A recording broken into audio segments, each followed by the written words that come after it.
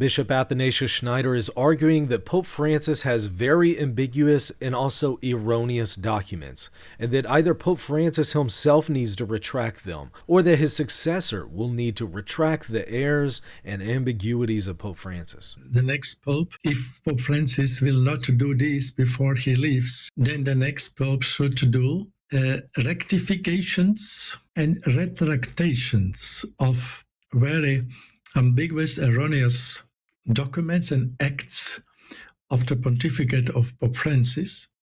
Concretely, a pope should issue, he does not need to convoke a synod.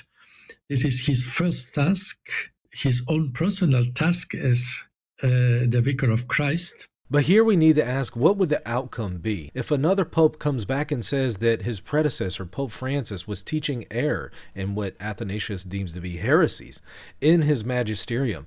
Does that actually help the credibility of the Catholic Church or harm the credibility of the Catholic Church and its magisterium? And also historically, when you had popes who would retract the stuff of his predecessors, and then popes after that would then retract the retractions, and then popes after that would retract the retractions of the retractions of the retractions, didn't that cause quite a bit of a mess, or was it productive for the Church? See my video on the Cadaver Synod for an example of that. Now, do you think that Pope Francis is teaching things that are ambiguous and erroneous, and also what Athanasius Schneider says to be heresies, and that he needs to retract them, or a successor needs to retract them?